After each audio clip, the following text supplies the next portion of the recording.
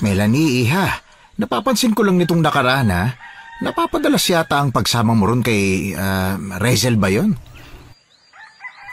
Si Rezel po, Tay. Opo. Bakit lagi kayong magkasama, iha? Sobrang sweet niyo ba sa isa't isa? Kaunti na lang iisipin ko ng tomboy ang isa sa inyo. Ano? Naku, kayo talaga, Tay. Mapagbiro din kayo eh. Magkaibigan po kami ni Rezel. Matalik na magkaibigan. Matalik na kaibigan? Aba, kailan ka pa nagkaroon ng ganyan, iha? Hindi ka naman mahilig sa ganyan Ay, naku, Tay. Wala naman po sa hilig yun. Basta, naging matalik na kaibigan ko po si Rezel nitong nakaraan lang din. Mabait bang batang yon? Baka naman suwail yun at makati sa mga lalaki, ha? Baka yun pa magdadala sa'yo sa kalandian. Grabe naman yan, Tay. Huwag po kayong mag-alala dahil marunong po akong mamili ng taong bibigyan ko ng importansya sa buhay ko. Mabait po si Rezel, kaya wala kayong dapat na ipag-alala sa akin. Siguraduhin mo lang, ha? Pipiliin mong mabuti yung mga taong sasamahan mo kasi baka kung saan-saan ka dadalhin yan. Opo, Tay. Alam ko na po yun. Sinabi niyo na rin yan sa akin noon nung nagkaroon ako ng nobyo. Di ba nga po, todo paalala kayo sa akin noon tungkol kay Drake? Sige. Ikaw nang bahala, Melanie. Malaki ka naman na. Alam mo na kung anong tama at mali, ha?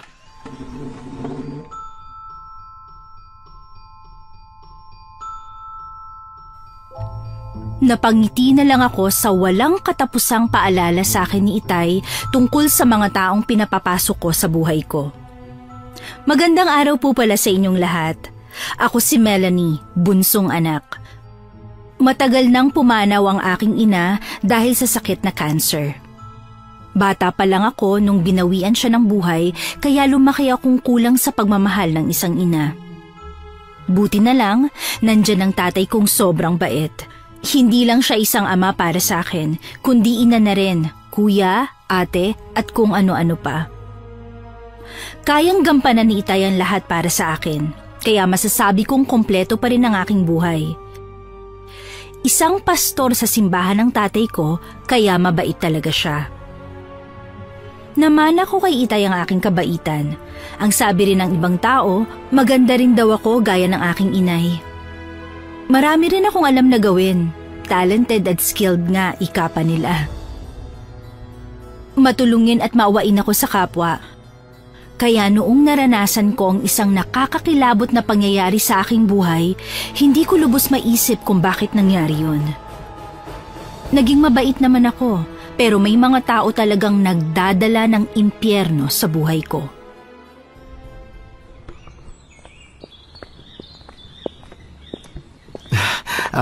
Melanie, mahal, bukas ng ika-7 monthsary natin. Labas tayo, ha? Naku, bukas na pala yun? Oo, bakit? Nakalimutan mo na ba? Hindi. Ano lang, ang dami ko kasing ginagawa kaya hindi ko na napansin. Di nakalimutan mo pa rin. Pero ayos lang, basta lalabas tayo bukas, ha? Mamasyal tayo, lilibre kita. Naku, Drake, pasensya ka na, ha? Hindi yata kita masasamahan bukas eh. Ha? Bakit naman? Kasi kailangan kong samahan si Rezel bukas. Pupunta kami sa bukid para mag-tree planting. Baka magtampo yun sa akin kapag hindi ako sasama sa kanya. Ganun ba? Paano naman ako? Mansa rin natin bukas, oh. Pasensya ka na talaga, ha? Hayaan mo, babawi ako sa susunod na monthsary natin. May susunod pa naman eh. Pero yung tree planting, minsan lang kasi yon kaya hindi ko pwedeng biguin ng kaibigan ko. Mas importante pa ba si Rezel sa'yo kaysa sa akin, Melanie? Naku, hindi ganun, Drake. Gusto lang niyang samahan ko siya kasi wala rin siyang ibang kasama doon sa kakilala niya. Baka mapano siya roon. Ay, sige. Naintindihan ko. Basta mag-iingat ka ron, ha? Umuwi ka agad kayo pagkatapos. Alam mo na, narinig mo naman siguro yung balita na baka umatake na naman daw yung mga aswang dito sa atin. Oo naman. Huwag kang mag-alala sa akin. Kaya ko ang sarili ko.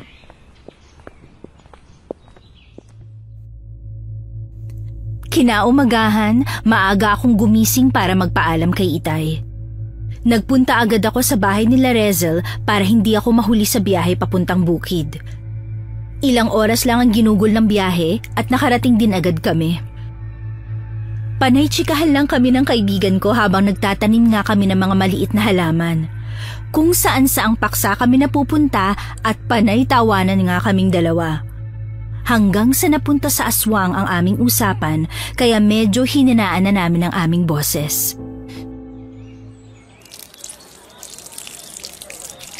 Rezel, narinig mo na ba ang tungkol sa mga aswang dito? Dito? As in dito sa lugar na to? Hindi. Ang ibig kong sabihin, dun sa lugar natin. Oo naman. Yun ang bukang bibig ng mga tao eh. Kahit saan ako magpunta, puro aswang ang pinag-uusapan nila. Sino kaya ang aswang na yun, ano? Wala man lang ideya mga tao kung sino yun. Oo nga, Melanie. May nakakita raw nung umatake ang aswang pero hindi naman nakita ang mukha. Naku, kung ako yun, hahabulin ko talaga ang aswang na yun para malaman ko kung sino siya. Oo nga eh. Wala man lang tayong kaide-ideya kung sino ang taong mapanganib sa paligid natin, Rezel. Baka mamaya nakakasama na pala natin yan o baka nakakausap pa. Naku, dapat talaga magdoble ingat tayo sa lahat ng pagkakataon. Hindi natin alam kung sino susunod na mabibiktima, di ba? Baka mamaya, ikaw na yun, Melanie. Gaga ka. Huwag mo nga akong binibiro ng ganyan. Hindi naman. Sinasabi ko lang para mas mag-ingat ka pa. Saka isa pa, ang sabi ng mga tao, baka magnanakaw rin ang aswang na yun. Ha? Magnanakaw? Paano mo naman nasabi yun, Rezel? Kasi may pamilyang sinalakay ang aswang na yon. Namatay ang bunso nila. Saka hindi lang basta sumalakay kundi nilooban nila ang bahay nila. Kawawa nga mag-asawa eh. Namatayan na nga ng anak na nakawan pa ng mga alahas. Naku, ganun ba? Hindi ko yata alam yan ah. Saan ba nangyari yan? Kaninong pamilya? Hindi ko rin kilala. Basta taga-baryo lang din natin, Melanie. Naku naman. Alam mo ba kung anong itsura ng mga nabiktima? Hindi ko nakita pero ang sabi nila marami tong kagat sa leeg. Kadiri daw tingnan ng leeg kasi parang nilapan ng hayop. Saka putlang-putla raw ang katawan nito. Baka naubusan ng dugo. Diyos ko, ang lala naman yan, Rezel. Masyadong masakit ang paraan ng pagkamatay ah. Sinabi mo pa. Dahil sa pag-uusap namin ni Rezel, hindi ko na malayang na parami na pala ang naitanim namin. Para sa amin ay mabilis talaga ang pagkilos kapag may chismis o chika. Marami kaming kasama ron pero wala akong ibang kakilala kundi si Rezel lang. May kanya-kanya ring usapan ng ibang tao pero hindi talaga nakatakas sa pandinig ko kung anong pinag-uusapan ng iba. Gaya namin ni Rezel, nagkukwentuhan din sila tungkol sa mga aswang. May nalalaman pang pabulong pero naririnig ko naman. Maya-maya pa, nagulat ako nang bigla kong makita ang nobyo kong si Drake na naglalakad papalapit sa akin. Kunot na kunot ang aking noo kasi bigla na lang siyang sumulpot doon. Hindi ko naman sinabi kung saan bukid kami pupunta ni Rezel.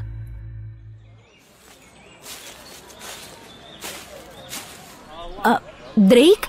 Anong ginagawa mo rito? Bakit ka nandito? Hello, mahal. Nandito ako para dalhan kayo ng snacks. Saka payong na rin kasi parang uulan yata eh. Oo nga no. Mukhang uulan nga. Oo, eto. Magmerienda muna kayo ni Rezel. Sige, salamat mahal. Pero paano ka nakarating dito? Paano mo nalamang nandito kami? Nagtanong ako sa tatay mo. Nakalimutan ko rin naman kasing itanong sa'yo kahapon kung saan bukid kayo pupunta. Ganun ba? Naku, ikaw talaga. Ang sweet mo naman. Oo naman, ako pa. Sige na, magpahinga na muna kayo at lagyan ng laman yung tiyan nyo. Sige mahal, salamat dito Pero ayos ka lang ba? Bakit parang namumutla ka yata? Wala ito. Medyo nilalagnat lang ako. Sinat lang, pero kaya ko naman. Ano? May lagnat ka? Bakit ka pa nagpunta dito? May sakit ka pala. Ayos lang yun, mahal. Hindi naman ganun kalala kaya huwag ka na mag-alala. Mas okay na itong nandito ako kasama ka kaysa sa bahay lang ako at matutulog maghapon. Parang lalo pa akong magkakasakit nun Sigurado ka? Oo nga, huwag mo na akong alalahanin.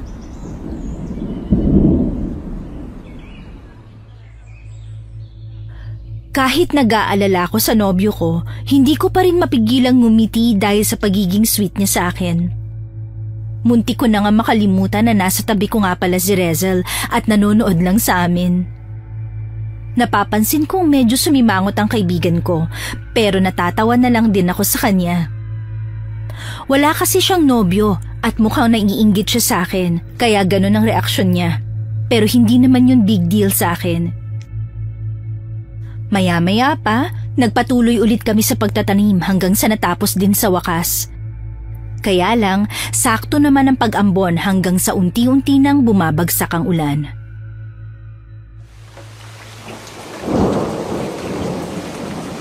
Naku, Melanie, umuulan na. Oo nga eh, lagot. May payong ka ba dyan? Wala eh, nakalimutan kong magdala. Naku naman, isang payong lang ang dinala dito ni Drake eh. Ayos lang yan, tayong dalawa na lang ang magpapayong. Naku, Rezel, may lagnat ang nobyo ko eh. Hindi siya pwedeng mabasa ng ulan. Ay, ganun ba? Sige, kayo na lang ang magpayong. Mauna na ako sa inyo. Ingat kayo ha!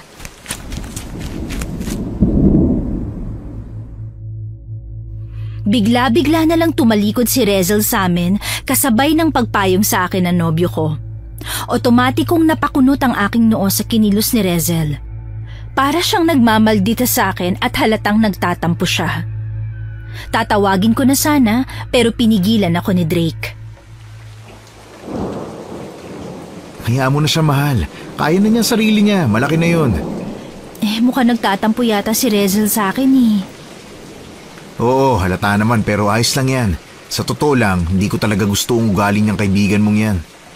Ay nako, mabuti pa lumakad na tayo at umuwi na. Baka lalo pang lumakas tong ulan eh. Ay, mabuti pa nga. Pero maghahanap muna ako ng dahon ng saging Ha? Bakit naman? Para may payong ako, mahal. Ano? May payong naman tayo Mahihirapan tayong maglakad kung dalawa tayo sa iisang payong eh. Baka mamaya madulas pa tayo. Sige. Kumilos na agad kami. Hindi nagtagal, nakakuha na nga si Drake ng dahon ng saging kaya umuwi na kami. Kailangan pa naming maglakad bago makarating sa baba kung saan naroon ang kalsada.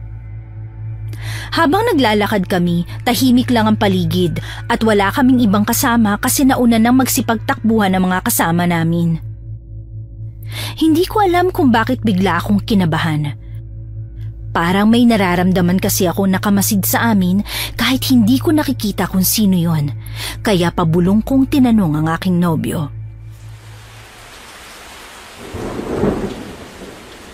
Drake, wala ka ba napapansin? Napapansin na ano, mahal? Hindi ko alam pero parang may sumusunod sa atin eh. Ha? Mukhang wala naman Tayong dalawa lang kaya ang naiwan. Nauna na nga yung mga kasama ninyo eh. Oo, pero pakiramdam ko talaga may sino mang nilalang ang nakatingin sa atin. Ay, naku mahal, nasa isip mo lang yan. Itigil mo na muna ang pag-iisip tungkol sa mga aswang, ha? Tinatakot ka lang ng sarili mong utak eh. Hindi, wala akong iniisip. Nararamdaman ko lang. Malakas ang pakiramdam ko, Drake. Kapag may panganib sa paligid, nararamdaman ko yon kahit hindi ko nakikita.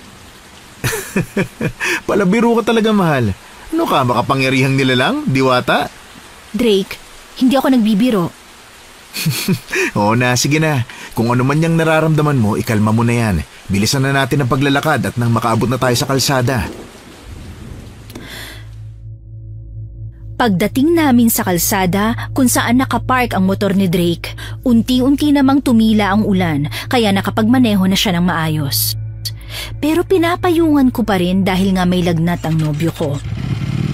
Nang lumarga na kami, doon na napanatag ang aking kalooban. Pakiramdam ko, wala nang sumusunod sa amin. Pagdating namin sa bahay, agad kaming sinalubong ng tatay ko. Nagbihis kaagad ako at pinahiram na rin ni Itay ng damit ang nobyo ko.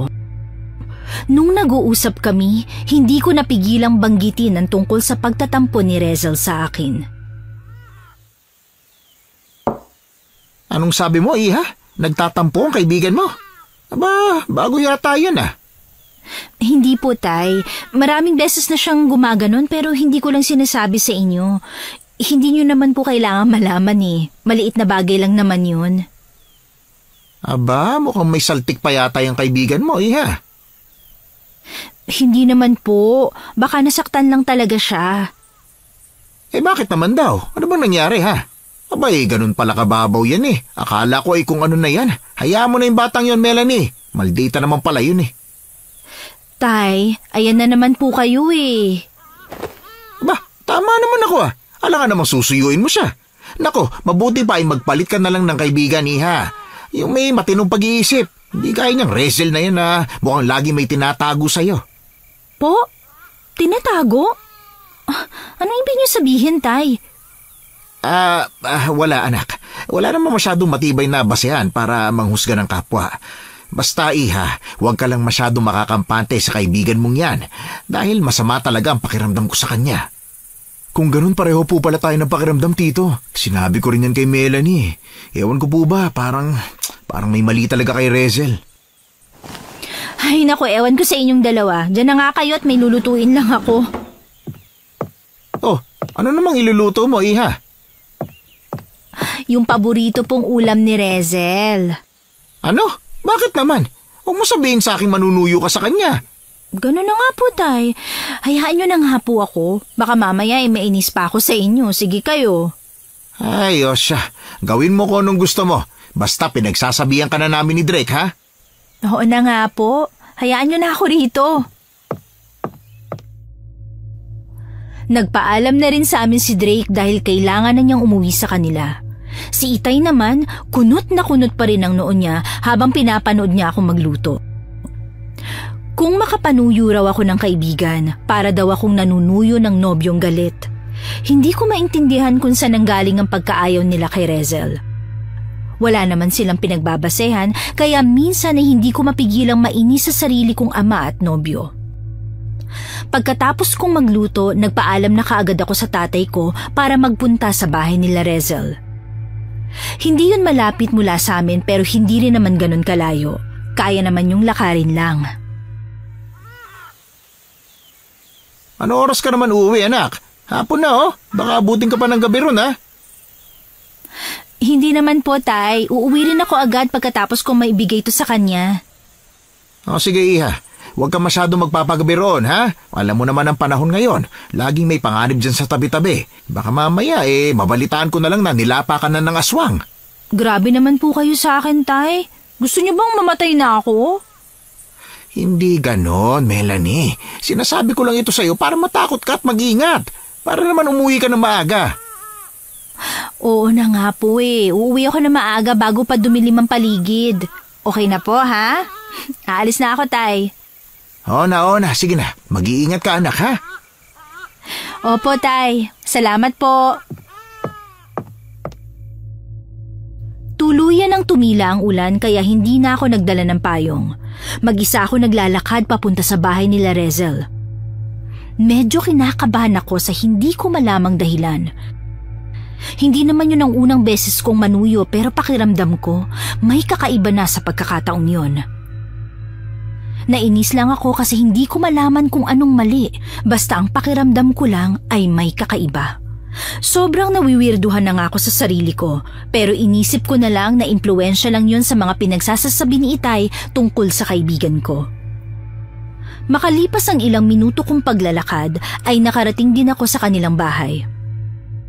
Ewan ko ba pero parang lalo akong kinakabahan. Pagdating ko rin sa bahay nila, nanay ni Rezel ang sumalubong sa akin. Wala raw siya ron at may lakad raw, kaya iniwan ko na lang sa nanay niya ang dala kong ulam saka ako nagpaalam. Bumalik na kaagad ako sa bahay.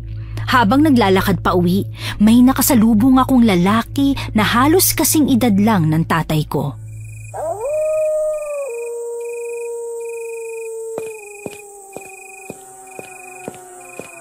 Hoy, ganda. Ikaw pala yan.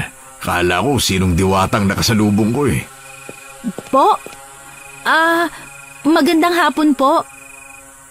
Magandang hapon din. Mag-isa ka yata. Opo eh. Himala at hindi mo yata kasama ang kaibigan mo ngayon, miss. Lagi kayong magkasama eh. Po? Paano niyo po nalaman? Magkakilala ba tayo? Naku, hindi. Hindi mo pa ako kilala pero kilala kita. Chance ako na to para magpakilala ako sa'yo. Ako nga pala si Adolfo. Melanie ang pangalan mo, hindi ba? Kay gandang pangalan. Bagay sa ganda mo. Maraming salamat po Mauna na ako sa inyo. Taga lang, Melanie. Po, may kailangan pa po ba kayo sa akin? Naku naman, huwag mo na akong ipopo-po. Kahit na may edad ako, bata pa rin naman ang puso ko. Ang totoo niyan matagal ko nang gustong magpakilala sa'yo. Kaso nahihiya ako At hindi ako makahanap ng tamang tiyempo. Mabuti nga at nagkasalubong tayo ngayon Sa wakas ay pinaboran na rin ako ng tadhana. Ganun po ba? Sige po, kailangan ko nang umuwi. Teka lang naman, miss. Nagtangka pa ang lalaking yun na pigilan ako pero hindi ako nagpadala. Kakaiba kasi ang tingin na ibinigay niya sa akin. Parang ngumingiti ang mga mata niya. Hindi naman ako assuming na babae pero hindi rin manhid. Mabilis kong napansin na mukhang type ako ng lalaking yon. Kaya nandidiri ako kasi halos kaedad lang siya ni Itay kung pagbabasehan ng itsura at pangangatawan nila. Mabuti na lang at hindi na ako sinundan ng Adolfo na yon hanggang sa makabalik ako ng bahay. Melanie anak, natagalan ka yata. Madilim ng paligid Pasensya na po tay, may baliw kasing nangharang sa akin sa daan Ha? Baliw? Wala namang baliw rito sa atin Sino ba yan iha? Hindi naman po literal. Para lang siyang baliw kasi mukhang may gusto yata sa akin kahit may edad na. Abay, loko yan Sino ba yun anak? Adolfo raw po ang pangalan niya. Ano? Si Adolfo? Opo tay, bakit po? Kilala niyo po ba siya? Hindi ako sigurado pero may kilala akong Adolfo. Ano bang itsura niyan Sabi ko nga po kanina may edad na siya. Parang magkasintanda nga po kayong dalawa Saka may balbas siya, mahaba, mukhang adik. Kung ganun si Adolfo nga yun, kilala ko yan iha. Naku, mag-iingat ka sa lalaking yon. Bakit po? Masama ba siyang tao? Ex-convict yon anak. Mga 3 buwan pa lang yatang nakalipas mula nung nakalaya siya sa bilangguan. Po, naku naman. Bakit daw po nakulong tay? Anong kaso niya? Sabi nila snatcher daw yan. Ewan ko kung totoo, basta yun lang ang narinig kong balita. Hindi naman ako tsismoso narinig ko lang. Sus, nahiya pa po talaga kayong aminin. Sadyang tsismoso lang po talaga kayo kaya ang dami nyo nasasagap na balita. Aba, hindi mabuti pa, maghapunan na tayo. Gutom na rin ako Sige po, may tinira naman din akong ulam na niluto ko kanina. Mabilis kaming naghapunan ni Itay habang nagkukwentuhan lang kami. Kung saan-saan na napadpad ang usapan namin hanggang sa natapos na kaming kumain. Naglikpit kaagad ako ng pinagkainan namin saka naghugas ng pinggan. Pagkatapos nun, magpapahinga na sana ako kaso kinausap na naman ako ni Itay. May dala na naman siyang balita sa akin. Anak, alam mo ba? Narinig ko kanina sa labas ng simbahan yung tungkol sa aswang. Ano na naman po ba yan, Tay? Minsan po nagtataka na lang ako kung pastor pa ba kayo o reporter na Hindi iha. Seryoso ito. Narinig ko ang 2 ginang kanina na nag-uusap. Ang sabi nila, babae raw yung aswang. May nakakita raw talaga. Po? Babae?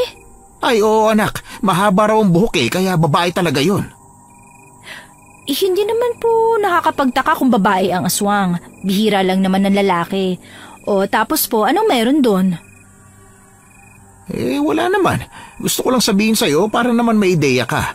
Para mas mag-iingat ka pa sa susunod. Naku, ikaw, lagi ka pa naman umaalis ng bahay. Baka bigla ka nalang mapahamak ha. Mag-iingat ka. Tay, wag niyo na po akong alalahanin. Kayang-kaya ko naman pong sarili ko. Kung sa bagay, pinalaki naman kitang malakas. Siya. Kumusta naman yung lakad mo kanina? Nagkaayos na ba kayo ng kaibigan mo? Hindi pa nga po, Tay. Ha? Hindi pa? Bakit naman? Nagtatampo pa rin ba siya? Di ba niya nagustuhan yung luto mo, iha? Hindi po yun, Tay. Wala po kasi siya kanina sa bahay nila. Ang nanay niya lang ang nakausap ko saglit. Ganun ba? Bakit? Nasaan ba daw yung batang yon? Ewan ko po. May lakad raw po pero hindi ko na naitanong sa nanay niya kung saan yun. Lakad? Kahit gabi na? Baka naman nandun lang sa loob ng bahay nila pero ayaw ka lang makaharap kaya inutusan ng nanay niya na magsinungaling sa'yo. O mamalay ko po. Nasan man siya, wala na ako ron. Ang mahalaga, sinubukan ko siyang suyuin. Hindi, iha. Baka rin baka nga may lakad talaga siya kaso gabi na kasi. Saan naman kaya nagpupuntang batang yun na ganitong gabi na? Aba, ewan ko po. Nako Melanie, hindi kaya... Po? Ano yan, Tay? Hindi kaya yung kaibigan mo ang aswang dito sa baryo natin? Kasi sabi nila babae nga raw yung aswang di ba? Ano? Diyos ko naman, Tay. Huwag nga kayo magbiro sa akin ng ganyan. Nako, pasensya ka na iha ha. Pinapatawa lang naman kita. Hindi po nakakatawa yun. Ay oo na Melanie, sige na anak, pasensya ka na ha. O siya, mabuti pa matulog na tayo. Mabuti pa nga po kung ano na kasing pinagsasasabi niyo dyan Pumasok na nga ako sa aking kwarto saka dumiretso ng higa sa kama ko. Sinubukan kong matulog na kaagad, kaya lang parang nag-replay yata sa utak ko ang sinabi sa akin ni Itay. Hindi ko maiwasang isipin ang tungkol doon kahit mukhang malayo naman sa katotohanan. Ewan ko ba pero pakiramdam ko hindi nagbibiro si Itay sa akin kanina. Para bang may gusto siyang sabihin sa akin pero hindi niya lang kaya. Kaya noong nasabi na niya ay tumawa na lang siya sa kabinawi at sinabing biro lang yon. Hindi ko nagustuhan ang ganong pakiramdam ko, lalo na at unti-unti nang bumibilis ang pintig ng aking puso. Hindi imposible yon. Wala yung katotohanan. Matagal-tagal na rin naman kami magkaibigan ni Rezel at wala namang bahid ng pagiging aswang ang kinikilos niya. Nagbibiro lang si Itay. Nagbibiro lang siya. Para na akong tanga na kinakausap ang aking sarili. Makalipas ang ilang oras, dilat na dilat pa rin ang aking mga mata habang nakahiga na ako sa kama ko. Hindi ako dinadalaw ng antok. Maya-maya pa, nagulat na lang ako nang bigla akong makarinig ng kaluskos mula sa bintana ng aking kwarto. Sa umpisa, tahimik lang ako at nakiramdam. Ilang minuto ring tumahimik pero hindi nagtagal. May kaluskos ulit akong naririnig kaya nagsalita na ako. Hininaan ko lang ang aking boses dahil nasa kabilang kwarto lang si Itay. Siguradong natutulog na siya at ayaw ko siyang gisingin. Sino yan? May tao ba dyan sa labas? Walang sumagot, pero patuloy ang kaluskos na naririnig ko kaya muli akong nagsalita. Kung sino ka man, hindi ka na nakakatuwa. Ano bang kailangan mo? Sino ka ba ha? Sige, kapag hindi ka tumigil, bubuhusan kita ng mainit na tubig. Pakukuluan kita. Hoy! Sino ba yung nandyan sa labas? Konti na lang bubuhusan na talaga kita Walang tigil ang aking pagsasalita ng mag-isa hanggang sa wakas ay tumahimik na rin ang paligid. Naghintay ako ng halos 1 oras at nang makumpirma kong wala ng kaluskos, saka lang ako dinalaw ng antok at nakatulog. Kinaumagahan, maaga ako nagising dahil kay Rezel. Hindi ko inaasahang dadalawin niya ako sa bahay ng ganun kaaga. Sobrang inaantok pa nga ako pero pinilit ko pa ring bumangon. Oh, Rezel, ang aga mo yatang dumalaw. May kailangan ka ba? Wala naman, Melanie. Gusto ko lang magpasalamat sa'yo. Ha? Magpasalamat saan? Sa niluto mo sa akin kagabi. Ang sarap nabusog ako. Yun ba? Wala yun. Mabuti naman at nagustuhan mo. Oo naman, Melanie. Ikaw pa ba? Mukhang nasa iyo na nga ang lahat Ay, naku, ewan ko sa'yo. San ka pala nagpunta kahapon? Wala ka sa bahay niyo nung dinalan kita ng ulam Ano lang, may pinuntahan lang ako saglit. San ka naman nagpunta? Hindi ka naman umaalis ng bahay kapag magagabi na. Doon lang malapit sa amin. Pag uwi ko nga, sinabi ni Inay na kaalis mo lang din daw. Sayang at hindi kita naabutan. Talaga? Nakauwi ka kaagad? Ba't ang sabi ng nanay mo may lakad ka raw? Paano nakauwi ka kaagad? Ha? Kasi dun lang talaga ako sa paligid nagliliwaliw. Hindi naman kasi alam ni inay kung saan ako nagpunta. Akala niya siguro malayo ang pinuntahan ko. Sigurado ka ba dyan, Rezel? Oo naman, Melanie. Mukha ba ako nagsisinungaling sa'yo? Hindi naman. Baka lang kasi may palihim ka ng kinikitang lalaki tapos hindi ka lang nagsasabi sa akin. Ano? Baliw? Hindi May napapansin akong kakaiba sa mga tingin ng kaibigan ko pero pilit ko na lang yung isinasantabi.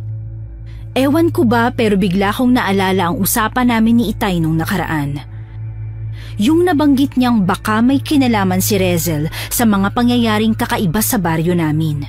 Alam kong mahirap paniwalaan na baka aswang ang babaeng pinapasok ko sa aking buhay pero hindi ko pa rin maiwasang kabahan. Hindi ko alam kung bakit. Maya-maya pa, biglang sumabat si Itay sa usapan namin ni Rezel. Hindi ko napansin na kanina pa pala nakikinig ang tatay ko. Melanie, anak! Maiwan ko muna kayo rito, ha? May kailangan akong gawin sa simbahan. Po, ano naman pong gagawin niyo ron, Tay? Wala naman po tayong simba ngayon, Basta, iha. May kailangan lang akong gawin doon. Ano nga pong gagawin niyo? Ay nako, hindi mo na kailangang malaman pa, anak. Hindi naman na importante yon. Sige po. Gusto niyo bang samahan ko na kayo, Tay? Baka marami kayong gagawin Tutulungan ko po kayo. Hindi na, iha. Dito na lang kayo ng kaibigan mo. Uuwi rin ako pagkatapos ko doon. Sige po, Tay. Ingat kayo, Hindi ko maiwasan ang pasimpleng pagkunot ng aking noo nang makita kong saglit na tinapunan ni Itay ng tingin ng kaibigan ko. Kakaiba ang paraan ng pagtingin na yon. Kakaiba rin ang tingin ni Rezel sa tatay ko. Hindi sa malaswang paraan o may masamang iniisip pero kakaiba talaga. Hindi ko maipaliwanag kung ano yon. Basta ang alam ko lang may mali sa tinginan nilang dalawa at hindi ko nagustuhan ang bagay na yon. Gusto ko sanang itanong kay Rezel kung anong meron pero parang umurong bigla ang aking dila. Hindi ako nakapagsalita. Parang ako patuloy ang nahihiya sa sarili kong pamamahay. Maya-maya pa, nagulat ulit ako sa biglaang pagdalaw sa akin ng nobyo kong si Drake.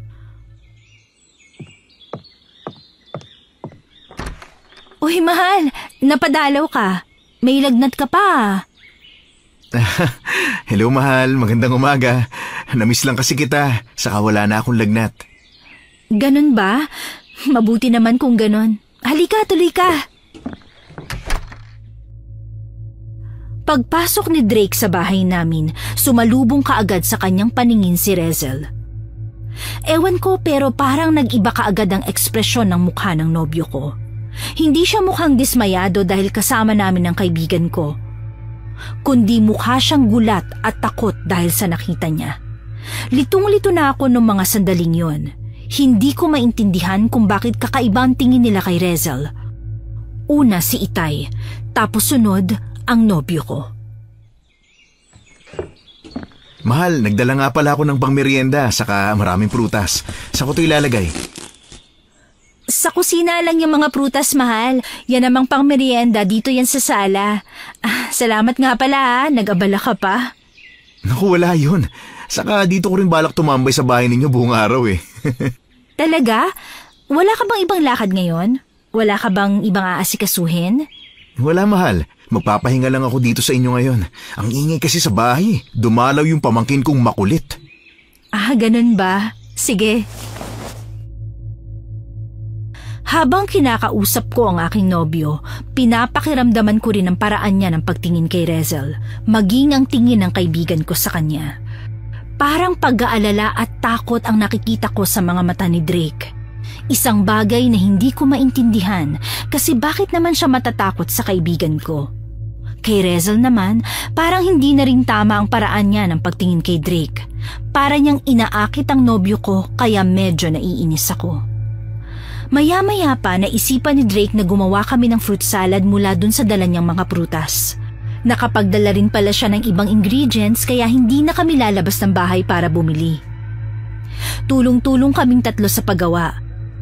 Pero bigla kong naisipan na magkunwaring nadudumi at pupunta ng palikuran. Yun na nga ang ginawa ko. Ang sabi ko, maiwan ko na muna silang dalawa ron sa kusina at dudumi lang ako saglit. Pero ang totoo, hanggang sa may pintuan lang ako. Doon ako nagtago at nakinig sa kanilang dalawa. Hindi nagtagal, narinig kong unang nagsalita si Rezel.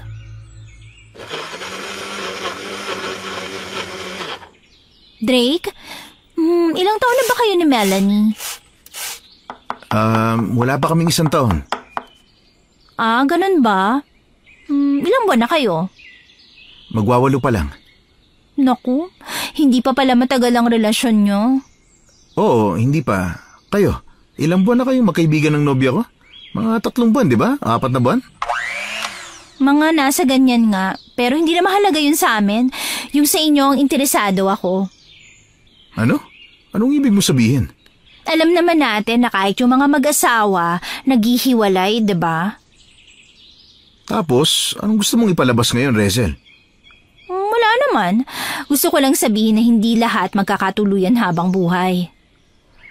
Oo, kapag hindi tunay ang pagmamahal, ibahin mo kami ni Melanie. Talaga? Bakit?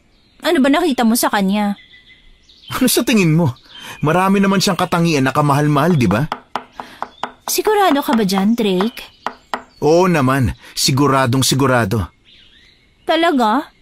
Anong tingin mo sa akin? Ha? Ano bang ibig mong sabihin? Tinatanong ko kung anong tingin mo sa akin. Maganda ba ako para sa'yo? Ano? Sagutin mo na lang ang tanong ko, Drake. Hindi mo naman ikamamatay yan eh. Magsisinungaling ako kung sasabihin kong hindi. Kaya oo, maganda ka naman. Pero para sa akin, si Melanie na ang pinakamaganda sa lahat. Nakakatawa naman ang bagay na yan. Baka nabulag ka lang. Hindi ko na natiis ang mga sinabi ni Rezel sa nobyo ko. Kaya nagkunwari akong tapos na at bumalik na sa kusina. Magsasalita na sana ako para magkunwaring wala akong narinig, pero hindi ko inaasahang magpapaalam na kaagad si Rezel. Ang sabi niya may gagawin pa raw siyang mahalaga, kaya kailangan na niyang umuwi. Hindi ko naman siya pinigilan kaya nakaalis na siya kaagad. Saka ko kinausap si Drake. Ano yun, mahal? Narinig ko kasing nag-uusap kayo ni Rezel. Ano? Narinig mo?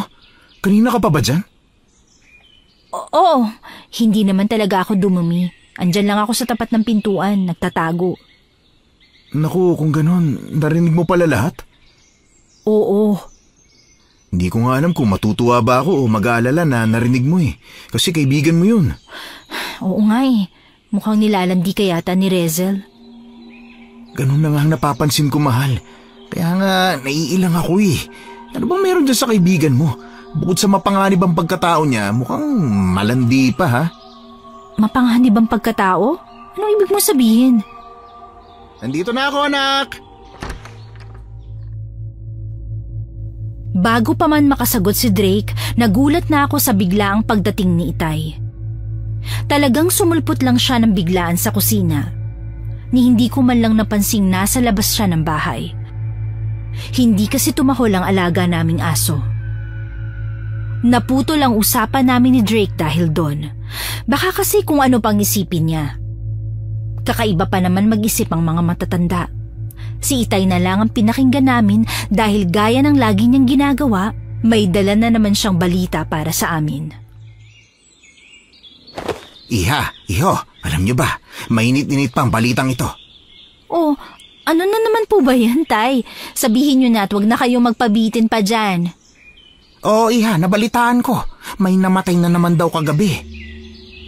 Po? Sino daw po? Batang pamangkin ng kakilala ko. Ay, grabe. Nagulat talaga ako sa balitang yon. Eh, bakit daw po, Mang Mario? Ano daw ikinamatay ng bata? Ganun pa rin, Iho. Parehas pa rin sa paraan ng pagkamatay ng mga nauna. Siguradong aswang pa rin ang may kagagawan nun. Naku naman, hindi na talaga matigil-tigil ang pangyayaring yan dito, no, Tay? Kailan kaya ulit babalik ang kapayapaan dito sa baryo natin? Hanggat hindi nahuhuli o napapatay ang kung sino mang aswang na yan, ay nako, talagang palaging nasa panganib ang buhay nating lahat dito. Tamang tatay mo, mahal. Kaya dapat palagi tayong mag-iingat. Hindi natin alam kung sinong kalaban natin. Oo, kaya ikaw, Iha, wag na wag ka masyadong lumabas o gumala mag-isa, ha? Kahit kasama mo pa yung Rezel na yon. Hindi na ako nakasagot pa sa mga sinasabi ni Itay sa akin. Kinakabahan na rin ako kahit hindi ako masyadong naniniwala sa mga bagay-bagay na hindi ko nakikita. Iba lang talaga yung pinag-usapan nilang aswang kasi hindi ko pa yun nakikita. Tunay namang marami na yung nabiktima sa baryo namin. Makalipas ang ilang araw, biglang may pagbabago sa takbo ng buhay ko. Hindi ko inakalang muling magtatagpo ang landas namin nung lalaking nagpakilala sa akin dati. Yung sinasabi kong halos kasing edad lang ng tatay ko. Nagulat ako sa bilis ng pangyayari kasi nalaman niya kung saan ako nakatira. Paminsan-minsan ay dumadaan na siya sa bahay namin. May mga pagkakataon ding dinadalaw na niya ako, lalo na kapag mapansin niyang wala si Itay sa bahay. Hindi naman ako nakaramdam ng takot kasi mukhang mabait at maalaga naman ang lalaking yon. Hanggang sa isang araw, muli siyang nagpunta sa bahay namin kung kailan nasa bukid si Itay nun. Tinitingnan ang mga pananim naming gulay kung pwede na bang i-harvest. Salamat at pinatuloy mo ulit ako dito sa inyo, Melanie, ha? Wala naman po akong pagpipilian eh. Parang ang bastos naman po kung itataboy kita. Ayan ka na naman sa pagpopopo mo eh. Sinasaktan mo lang ang damdamin ko niyan. Naku, pasensya na. Halos magkasing edad lang po kasi kayo ng tatay ko. Hindi naman. Mukha lang kaming magkaedad tingnan pero mas bata pa rin ako sa kanya. Medyo natatakot nga ako pumunta rito kapag nandito yung tatay mo kasi baka habulin niya ako ng lagari. Mabait po ang tatay ko pero baka magawa niya talaga yun. Hindi naman nakakapagtaka. Grabe ka naman sa akin, Melanie. Alam mo, ang hirap-hirap kayong umakyat ng ligaw sa'yo. Ha? Ligaw? Anong ibig niyo sabihin? Nako, hindi pa ba malinaw sa'yo ang ginagawa ko? Ha? Ginagawa ang alin? Melanie, ilang beses na akong dumadalaw dito sa inyo. Akala ko nahalata mo nang nangliligaw ako sa'yo. Ano? Nanliligaw ka sa akin? Oo, bakit? Anong bakit? Ako nga ang dapat na magtanong sa inyo niyan eh. Bakit? Bakit mo ko nililigawan? At bakit hindi? Maganda ka, matalino, mabait. Gusto kita, kaya liligawan kita. Hindi man lang ho kayo nagpaalam sa akin. Pumayag ba ako na manligaw kayo? Kailangan pa bang magpaalam? Ang taong pursigido, nagkukusa na yun. Kaya nandito ako at nililigawan kita. Kasi gusto kitang maging nobya. Ano? Nagpapatawa ka ba? Alam mo bang may nobyo na ako? Oo, alam ko naman yun. Ano naman ngayon? Hindi pa naman kayo mag-asawa. Kaya may tsansa pa rin akong maging akin ka. Ay, Diyos ko. Mukhang nababaliw ka na yata eh. Ang mabuti pa ho, umalis na kayo at umuwi na sa inyo. Maraming salamat po sa pagdalaw sa akin. Sana po, ito na ang huling beses na pupunta kayo dito sa amin.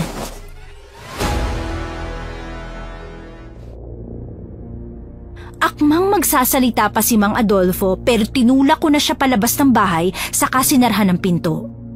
Tinawag niya pa ako pero sinigawan kong umalis na siya. Mabuti na lang at hindi na siya nangulit pa. Hindi ko kinaya ang kaganapang yon kaya nagpunta ako sa bahay ni Rezel. Gusto ko sanang magkwento sa nobyo ko pero nag-alinlangan ako kasi baka magalit siya kay Mang Adolfo at magkagulo pa. Kaya isinantabi ko na muna ang pagkadismaya ko kay Rezel nung nilandi niya si Drake. Wala naman kasi akong ibang kaibigan na pwedeng malapitan. Pagdating ko sa bahay nila Rezel, agad ako nagkwento at mukhang gulat na gulat siya sa nangyari. Anong sabi mo, Melanie? Nililigawan ka ni Mang Adolfo? Oo, Rezel. Sobrang nagulat nga ako eh. Sino ba namang hindi magugulat sa balitang yan? Hindi nalalayo ang edad niya sa tatay mo ah. Yun na nga eh. Saka isa pa, may nobyo na ako. Oo, Melanie, may nobyo ka na. Alam ba ni Mang Adolfo yon? Oo, alam niya.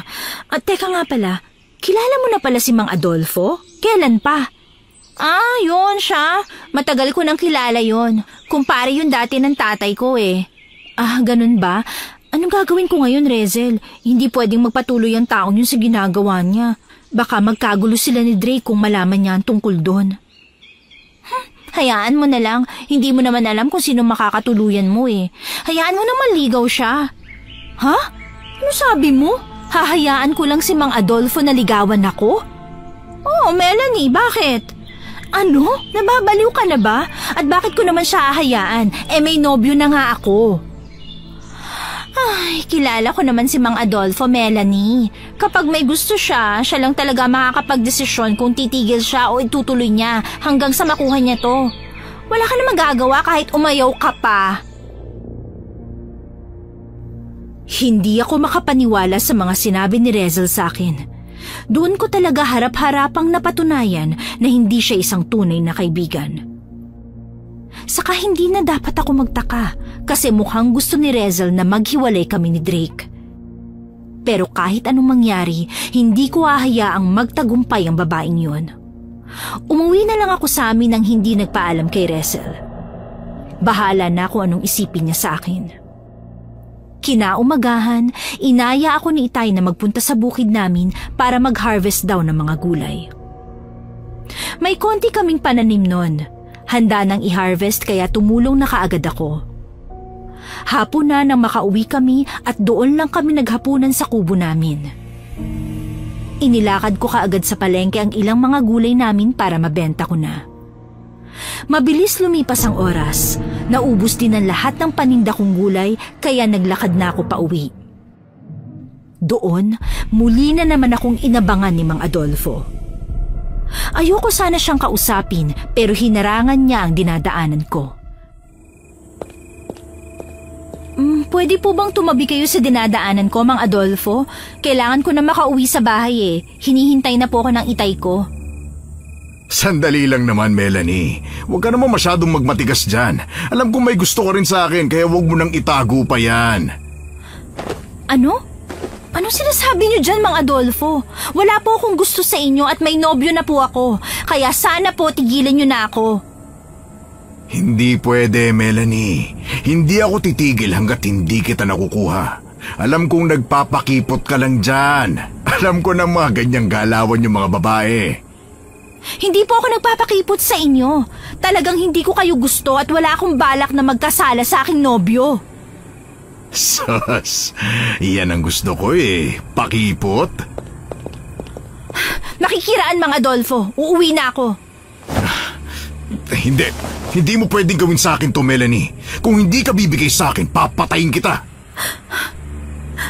Ano sabi niyo? Tama ka nang narinig, babae. Papatayin kita kung magpapakipot ka pa. Pero bago ka, uunahin ko muna yung mga mahal mo sa buhay. Sino gusto mong mauna? Yung tatay mo ba o yung nobyo mo? Nababaliw ka, lalaki ka! Hindi na ako nagpadaig ng takot sa kanya. Napansin kong lasing si Mang Adolfo kaya hindi ko na siya pinatulan sa sagutan.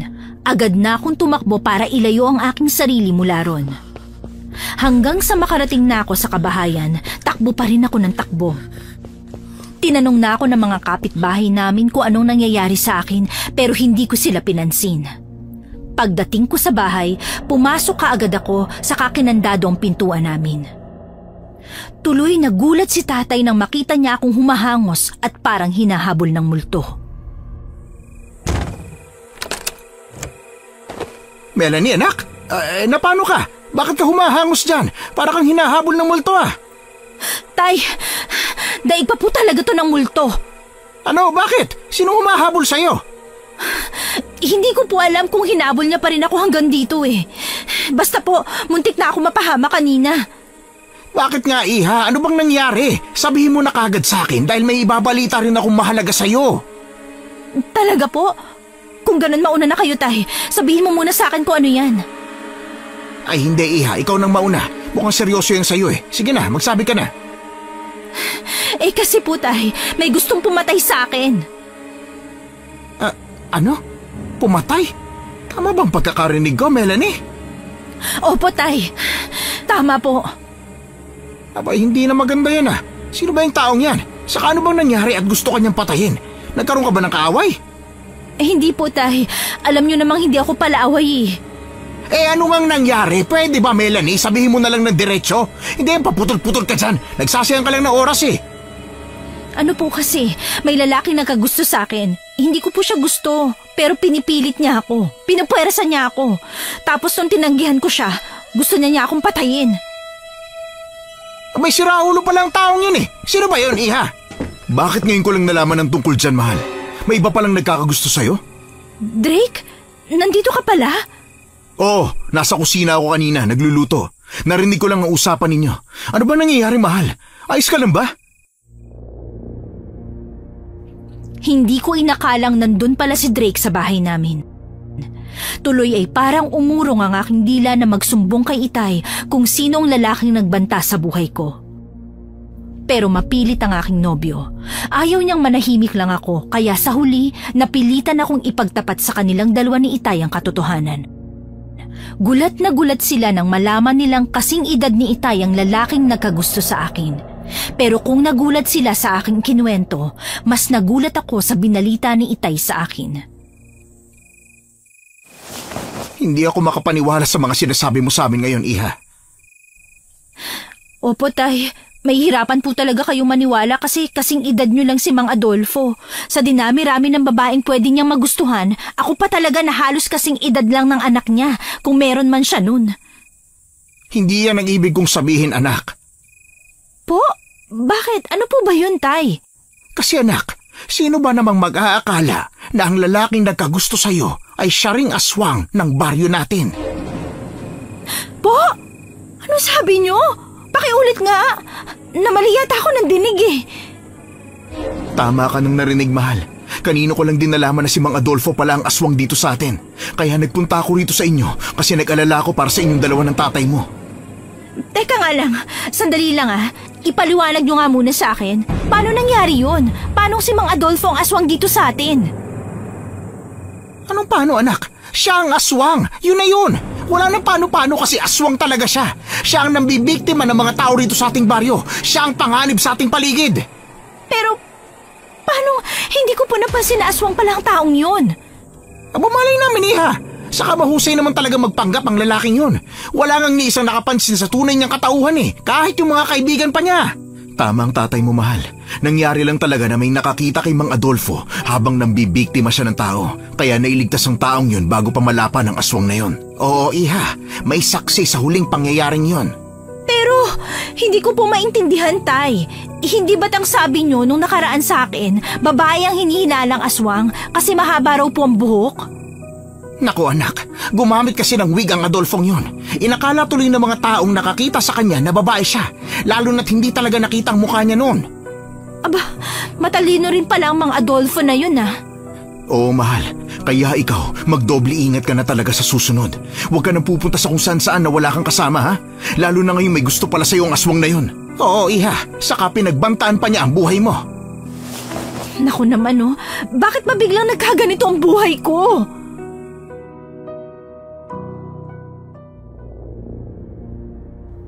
Kabado na nga ako nung mga sandaling yon. Sumakit pa ang ulo ko. Masyado kasi ako nagulat na aswang pala si Mang Adolfo. Ilang beses pa naman kaming magkasama nun sa bahay namin kasi lagi nga siyang dumadalaw tuwing wala ang tatay ko. Mabuti na lang talaga at hindi niya pa ako naisipang biktimahin nun. Siguro nga ay totoong may gusto siya sa akin pero hindi naman ganun kalalim kasi nakuha niya pa ring pagbantaan ang buhay ko. Kinagabihan, umuwi na si Drake sa kanila. Kinaumagahan naman ay maagang nagpunta ng simbahan si Itay para sa ministry niya.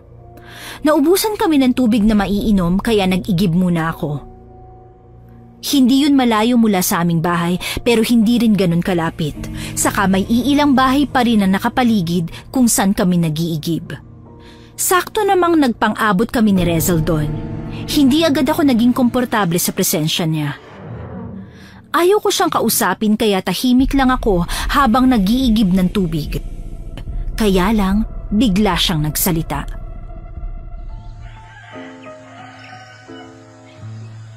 Melanie? Hindi ka ba naaawa kay Mang Adolfo? Ha? Ano sabi mo, Rezel? Alam kong narinig mo ko. Ano ba sinasabi mo dyan? Anong maawa? Bakit naman ako maaawa sa kanya? Dahil totoo may gusto siya sa'yo, kahit napakalaki ng agwat ng edad nyo. Akala ko ba maawain ka? Oo, Rezel, maawain ako, pero hindi sa lahat ng bagay. Hindi ka ba kinikilabutan dyan sa mga sinasabi mo? Unang-una sa lahat, mahal ko ang nobyo ko. Hindi ko siya ipagpapalit sa iba, lalong-lalo na sa katulad ni Mang Adolfo na isang aswang. Ha? Ano? Anong sabi mo, Melanie? Aswang? Sino? Si Mang Adolfo? Oo, bakit? Hindi mo pa ba narinig ang balita tungkol dyan? Ay naman, Melanie. Nagpapapaniwala ka talaga sa chismis, no? Naniniwala kang aswang si Mang Adolfo? Walang masama kung maniniwala ako, lalo na't nag-iingat lang din naman ako. Ay, ang babaw mo pala kung ganon, Melanie. Naniniwala ka sa mga bagay-bagay na hindi mo naman nasasaksihan. Hindi ako makapaniwalang bobo ka pala. Alam ba ng nobyo mo ang tungkol sa katangahan mong yan, ha? Rezel, pwede ba tumahimik ka? Huwag mo akong simulan dito. Hindi, Melanie. Nagtataka lang ako kung bakit ikaw ang pinili ni Drake. Hindi ka naman perpektong babae. At ikaw, Rezel, sa tingin mo ba perpekto ka? Marunong ka na palang magmaldita ngayon, ha? Oo, marunong talaga ako, Rezel. Marami akong alam gawin. Sa katunayan, marunong nga akong manampal eh. Lalo na kapag hindi ka patatahimik dyan. Ha? Ewan ko sa'yong bruha ka. Dyan ka na nga. At nilayasan na nga ako ng babaeng yun kahit hindi pa siya tapos sa pag-iigib ng tubig. Patapos na rin ako noon kaya umuwi na ako agad. Pagbalik ko, tahimik pa rin ang bahay at wala pa rin si Itay kaya nagluto na ako ng ulam para sa pananghalian namin. Habang kumikilos ako sa bahay, hindi ko pa rin maiwasang mainis kay Rezel. Halata kasing may gusto siya kay Drake kaya ganun na lang niya kagustong pansinin ko si Mang Adolfo. Malakas ang hinala ko na aagawin ng kaibigan ko ang aking nobyo. Pero hindi ako papayag na mangyari ang bagay na yon. Magkakamatayan muna kaming dalawa. Ayos lang din sa akin kahit masira pa ang pagkakaibigan namin. Basta wag lang siyang magtagumpay na ilayo sa akin ang lalaking mahal ko.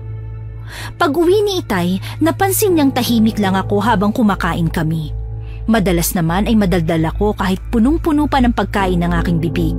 Akala ko ay palalampasin lang yun ni Itay, pero hindi. Talagang tinanong niya ako.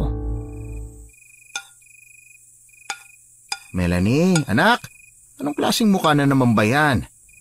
Po? Ano po mukha? Yan, yung mukha mo. Bakit ka nakabusangot? Kanina pa kita napapansin ganyan na. Bakit? Ano ba naman yan? Huwag mo sabihin sa aking dinalo ka na naman dito nung aswang na Adolfong yon.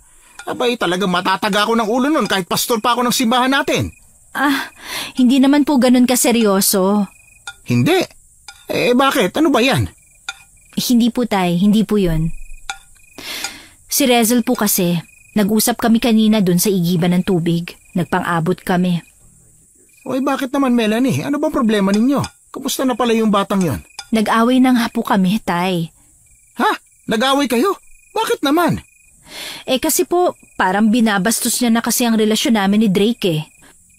Ano? Bakit naman daw? Ano bang ginawa ng batang yon?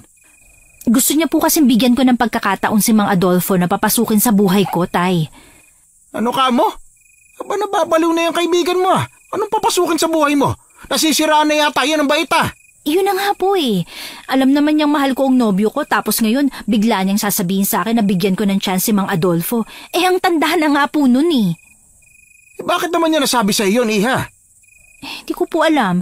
Sabi niya sa akin hindi ba daw ako naaawa kay Mang Adolfo. Mukhang seryoso nga raw po sa akin ng taong yun. Anong seryoso? Pinagbantaan na nga ng aswang na yun ang buhay mo, Iha. Kaya nga po eh. Sakan sabi ni Rezel, hindi raw po siya naniniwalang aswang si Mang Adolfo. Abay, opinyon niya rin yan. Hayaan mo siya kung ayaw niya maniwala. Baka kapag siya na mismong makasaksi, doon pa maniniwala ang batang yon. Siguro nga po. Sana masaksihan niya para maniwala siya. Saka isa pa, anak. Bakit ka ba niya pinagtutulakan kay Adolfo? Hindi kaya may lihim na pagtingin niyang kaibigan mo sa nobyo mo, anak? Yun din nga pong hinala ko, Tay. Malakas ang kutob ko sa bagay na yan. Oo, Iha. Mukha kasing gumagawa siya ng paraan para masira kayo ng nobyo mo. Nako, wag mo hayaang magtagumpay ang babaeng yon, anak. Talagang hindi, Tay. Ano siya, sinuswerte? Ganyan nga, anak. Dapat ipaglaban mo ang nararapat. Saka isa pa, baka may kinalaman ng kaibigan mong yan sa mga aswang. Ay nako, baka nagpapanggap lang siya na hindi naniniwalang aswang si Adolfo, pero ang totoo pala, isa rin siyang aswang. Ano sa tingin mo, anak? Ewan ko po sa kanya. Ayokong isipin pa ang tungkol doon, pero sa bagay, mukhang hindi naman po imposible ang iniisip nyo. Kasi hindi man lang po nagulat si Rezel nung sinabi kong si Mang Adolfo ang aswang na nambibiktima sa mga tao dito sa baryo natin. Parang natatawa lang po siya sa akin kasi naniniwala daw po ako sa mga chismis. Ay, wag mo nang pansinin ng batang yun, iha. Kung ayaw niyang mag-ingat, hayaan mo siya. Basta ikaw, anak, mag-iingat ka palagi, ha? Opo, Tay. Habang abala nga kami ni Itay sa pag-uusap, hindi ko inaasahang biglang dumating si Rezel sa bahay namin. Gulat na gulat ako pati si Itay sa biglaan niyang pagdating. Ni hindi ko siya napansing paparating na pala sa bahay namin. Bigla-bigla na lang sumulpot doon sa aming bakuran. Oh, Rezel, anong ginagawa mo rito? Melanie, pwede ba tayong mag-usap? Anong pag-uusapan natin? Gusto ko lang sanang humingi ng pasensya sa'yo. Talaga ba? Anak, maiwan muna kita, ha? Harapin mo muna yung kaibigan mo. Ano pa nga ba? Ayokong patuloyin si Rezel sa bahay namin kaya ako na mismo ang lumabas. Nandun lang siya sa bakuran namin habang nag-uusap kami ni Itay sa may balkonahe. Hindi ko alam kung anong nakain ng babaeng yon at bigla yatang bumait. Parang maaga siyang nakapag-isip-isip sa kamalian ng mga sinasabi niya tungkol sa akin. Doon ko siya dinala sa gilid ng bahay namin kung saan nandun ang malaking puno ng mangga para makasilong din kami sa sikat ng araw.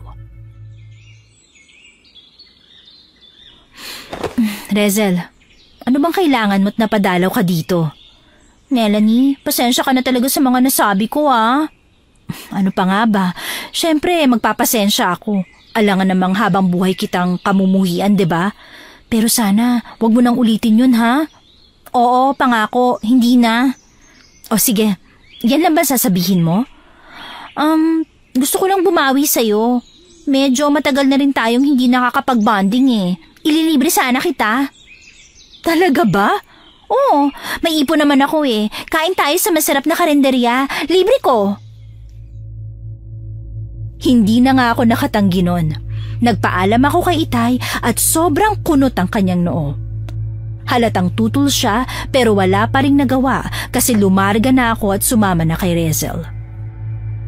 Ayoko rin naman talagang magtanim ng sama ng loob sa kaibigan ko o sa kahit na sino kasi masyadong mabigat yun sa pakiramdam. Ang mahalaga ay nagsisi na siya at humingi ng pasensya. Habang naglalakad kami, tahimik lang si Rezel. Paminsan-minsan tinatanong ko siya ng kung ano-anong bagay pero isang tanong, isang sagot lang ang ginagawa niya. Sunod lang ako na sunod sa kanya hanggang sa napadpad na kami sa daanan na hindi pamilyar sa akin. Kaya medyo nagtaka ako. Rezel, saan ba tayo pupunta? Basta sa karinderya lang. Sigurado ka bang dito ang daanan? Kakahuyan na to eh. Shortcut kasi to. Malayo kung doon tayo sa kabahayan dadaan. Kaya mas okay dito. Ganun ba? Sige. Hindi ko alam pero bahagya akong kinabahan ng mga sandaling yun. Parang may mali. Hindi ko makikita ang ekspresyon ng mukha ni Rezel kasi nasa likuran niya ako. Pero pakiramdam ko may kakaiba nang nangyayari. Bigla akong kinutuban na hindi na tamang daan yung dinadaanan namin. Hanggang sa nagulat na lang ako nang biglang may lalaking humarang sa aming harapan. Mabuti naman at nadala mo na din dito si Melanie, Rezel. Oh, mga Adolfo, yan ang request mo Nasaan ang bayad? Mamaya na yan, babae. Masyado ka namang excited. Saka pareho naman tayong makikinabang sa kanya. Teka, Rezel, anong ibig sabihin nito? Huwag mo nang itanong kung ano sa tingin mo ang halata na, Melanie. Ano? Kunin mo na nga yung babaeng to, mga Adolfo! Walang hiya ka! Traidor ka, Rezel! Traidor! Akin. Walang hiya kang babae ka! Napaka-traidor mo! Sabihin mo na ako anong gusto mong sabihin, Melanie. Wala akong pakialam. Pagod na ako makita ka sa perpektong buhay mo. Ano ba sinasabi mo dyan? Ay, hindi mo nga naman pala alam, ano? Hindi alam ang alin, ha? Kung sa bagay, hindi ka naman kasi marunong mag-obserba sa paligid mo, Melanie. Alam mo bang halos ikamatay ko na ang pagkaingit ko sa'yo?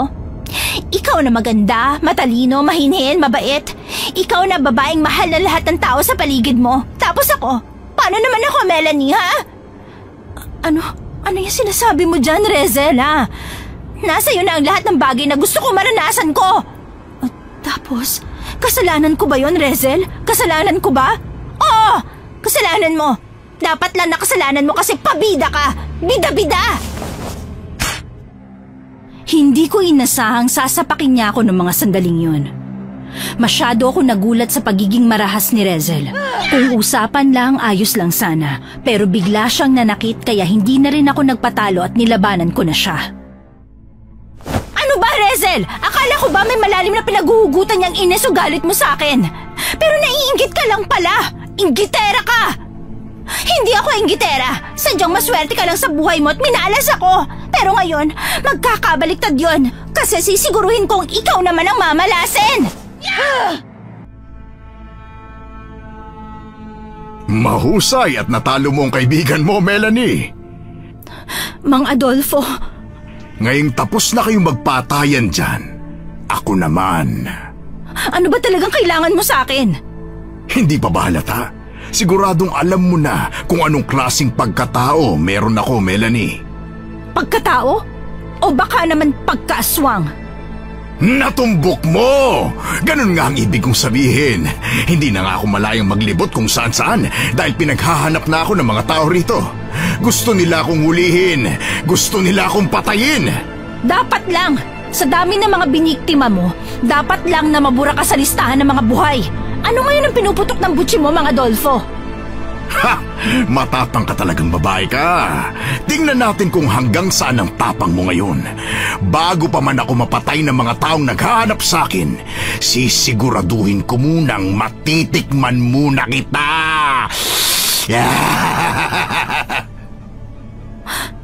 Ano? Ano ibig mo sabihin? Alam kong alam mo na ako nung ibig kong sabihin, babae. Dalawa lang naman ang kahulugan nun. Una, titikman ko ang katawan mo. Ikalawa, titikman ko ang iyong dugot laman. Masarap ka siguro, no? Hindi! Hindi mo pwedeng gawin yan sa akin!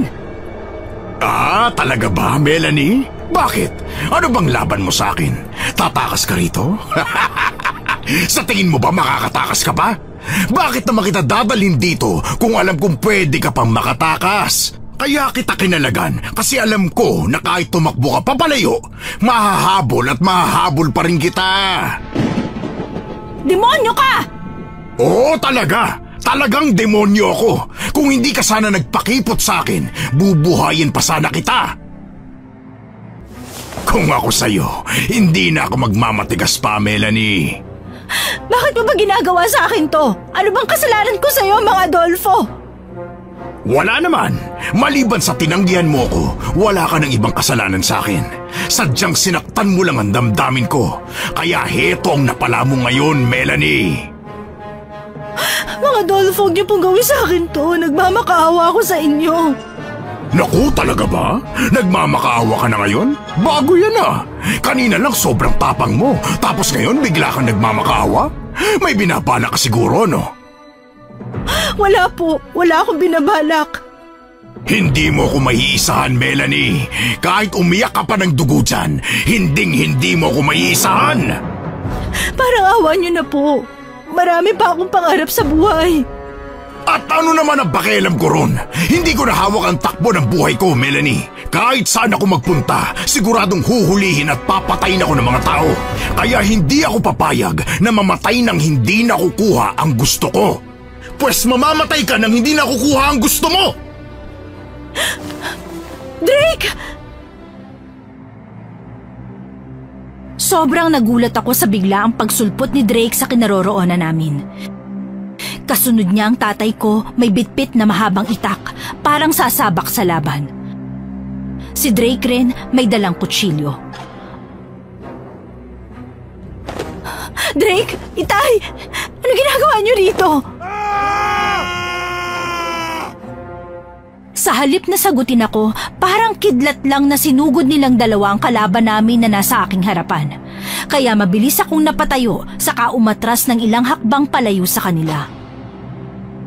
Kung kinakabahan ako kanina, mas kinakabahan ako nung mga sandaling nakikipaglaban na sina Drake at Itay kay Mang Adolfo.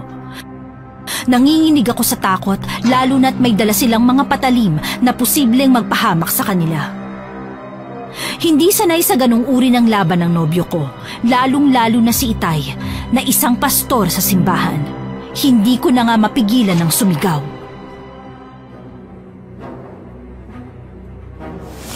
Drake! Itay! Mag-iingat kayo! Melanie, mabuti pa umalis ka na rito.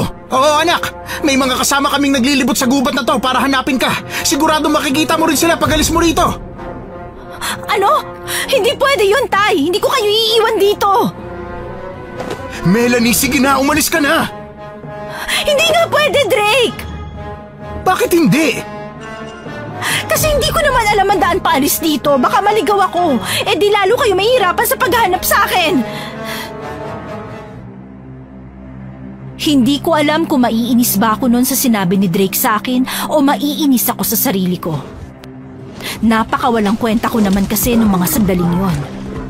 Naglalaban na nga sila at nagbubugbugan, wala pa akong ginawa kundi ang mamroblema na baka maligaw ako kung mauuna akong umalis sa kanila sa gubat na yon. Kaya hindi na nga ako nauna. Hinintay kong matapos sila sa laban at binala ko ring tumulong. Naghanap ako ng kahoy na pwede kong gamitin para paluin o pukpukin si Mang Adolfo.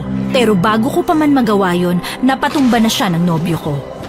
Unang bumagsak sa lupa ang mukha ni Mang Adolfo at talagang nakatikim siya ng lasa ng lupa. Nangihina na ang kalaban namin. Pinagtulungan siya ng dalawang lalaking galit na galit sa kanya. Ano? Masarap bang lupa, Mang Adolfo? Walang yakang aswang ka. Aswang ka na nga, baboy ka pa. Ang lakas ng lobong saktan at pagtangka ang galawin ng anak ko, eh ang tanda-tanda mo na. Matanda ako. Kung ganon, sinasabi mo rin gurang ka na, Mario. Pasira ulo ka. Patawarin nawa ako ng Diyos dahil talaga mapapatay kita. Sige, patayin mo ko. Tay! Tama na po yan! Huwag niyo nang dungisan ng dugo ang kamay niyo! Hindi, Iha. Panganib sa buhay mo itong nilalang na to eh. Hindi na lang maghanap ng kaedad niya. Yung bata pa talaga. Talagang mapapatay ko to eh. Huwag na po, Tay. Maraming gustong pumatay sa aswang na yan. Ang mabuti pa, itali nyo na lang siya sa kaipaubaya sa mga tao. Sila nang bahalang tumapos sa buhay ng nilalang na yan. Ako, kung hindi lang talaga ako takot na magkasala at kung hindi lang talaga kasalanan ng pumatay, siguradong katapusan mo na sana ngayong hayop ka. Tama na po yan, Mang Mario. Itali na po natin ang walang yan. Hindi niyo ako matatalo. Sige, manlaban ka kahit nanghihina ka na. Parang ikaw na mismong papatay sa sarili mo, demonyo ka. Oh, ano bang hinihintay mo dyan, Iha? Tara na, umalis na tayo rito.